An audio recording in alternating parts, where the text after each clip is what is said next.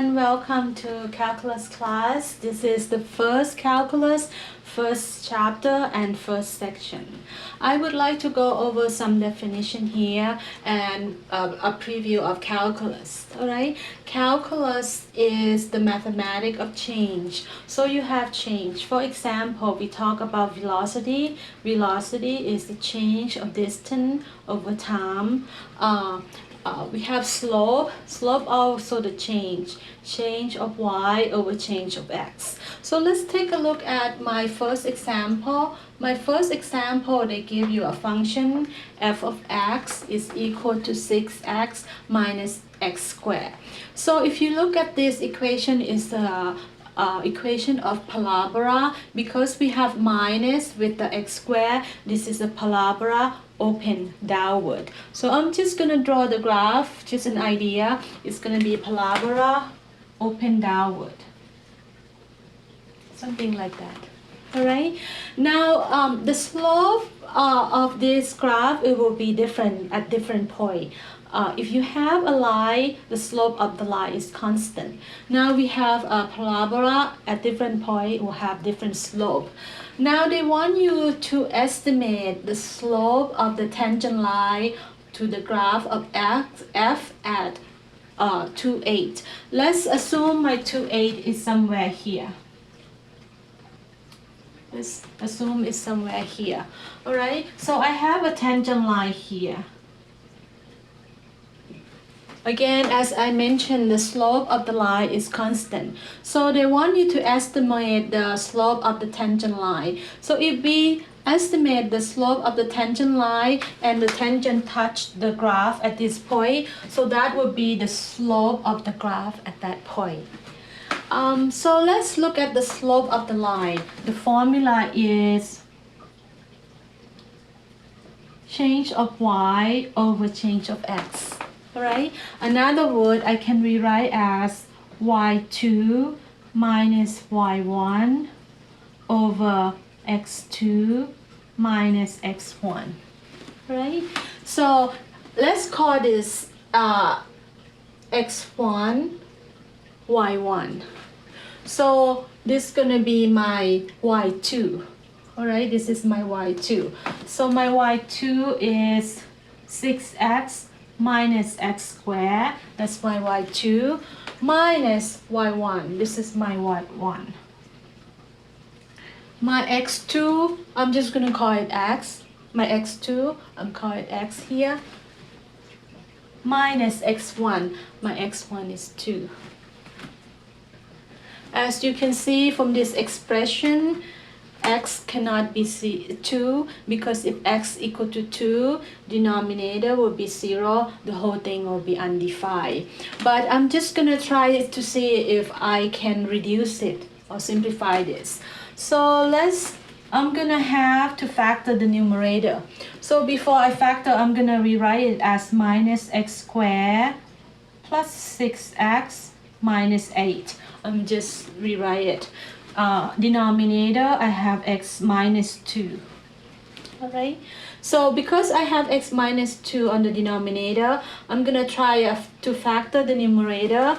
Let's say if I do x minus 2,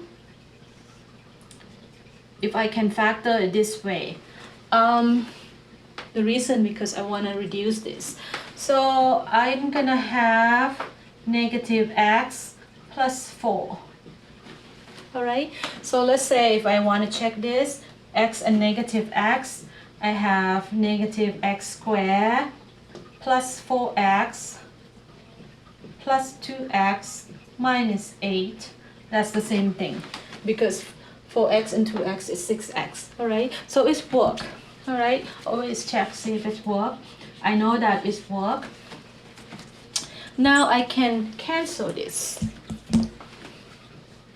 Alright, if I cancel this, my slope would be, I'm just gonna write it as 4 minus x. Alright, my slope is 4 minus x. So in the condition that x cannot be 2, as I mentioned earlier, if I have 2 here, this whole thing is undefined. So this is the slope at different point of this graph when x is not equal to 2. In the next lecture, we're gonna take a limit as x approaching 2 from the left and from the right, as close to 2 as much as possible to get the slope of the graph at this point. But again, it cannot be 2. All right. So that's slope of a graph. The next one is about if you want to find the area under the curve or under the picture. If you have a rectangle, you can find the area by length times width. All right, that's the area of the rectangle. If you have a circle, you can find the area by pi r square, where r is the radius. If you have a triangle, the area is 1/2 base times height. Now, a lot of time in real life or in application, the picture is not going to be perfect, and then you have the formula for all figure. So we have to estimate by build the rectangle and find the area under the rectangle. So let's take a look at this example here. Alright, this example is say use the rectangle to approximate the area of the region bound by y equal to sine of x. Y is from 0, x is from 0 to pi. So my pi is over here. Now, this is the graph of sine, but if you substitute some number here, I already built my rectangle and I make scale of pi over 4, pi over 2, 3 pi over 4, and pi. So if you substitute sine of 0, x is 0, sine of 0 is 0, sine of pi over 4 is square root of 2 over 2, which is about 0.7, sine of pi over 2, which is 1, and so on. So this graph going to look like this. So what I'm doing is I'm going to build a rectangle with the width of pi over 4. Now I choose it to be pi over 4 because it's easy just to understand the calculation. Now I'm going to have about 4 rectangles here. The fourth one, you barely can see it, it's not there. But the area will be the sum of this rectangle. So I'm going to use the formula here. Each rectangle is length times width, all right? So the first one is going to be this one. Pi sine of pi over 4 times the width is pi over 4. That's the first rectangle. The second rectangle is going to be sine of pi over 2, as you can see from here to here.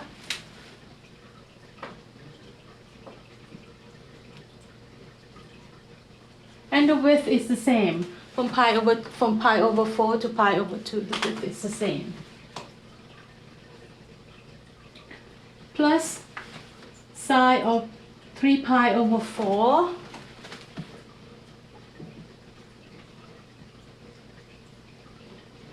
times pi over 4.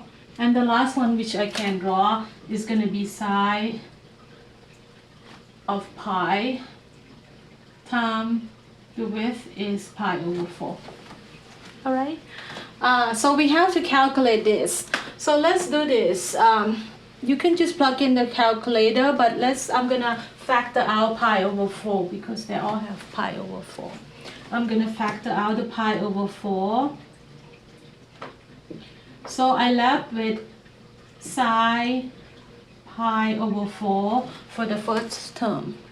The second term, I'm going to have sine of pi over 2, right?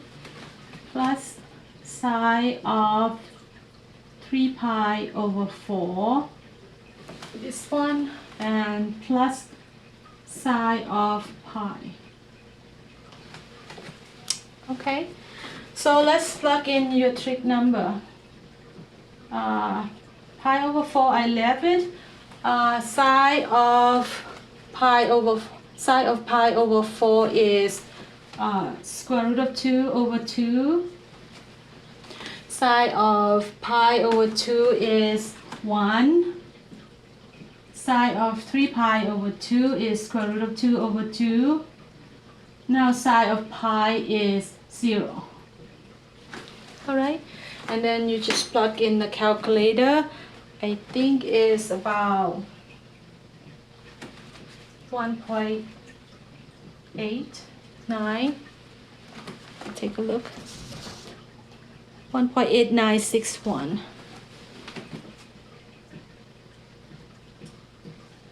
So this is the rectangle that we add. The first one, the second one, the third one, and the last one, which is 0 here. Now the rectangle doesn't really represent the exact area under the curve. As you can see, the first rectangle here, the area is actually bigger than the area under the curve. Same as the second one. The third one, the rectangle, the area of the third rectangle is smaller than the area of under the curve. And then we get 0 for the last one. We didn't even calculate that. So I cannot say it's exact area under the curve, but it's approximately. To make it as close as the area under the curve as much as possible, you have to make the width smaller, as small as possible, and as many rectangle as possible. So when you do that, you will get almost exact area under the curve, which will go to a limit as the width very small, approaching 0, which we will talk about that in the next few sections.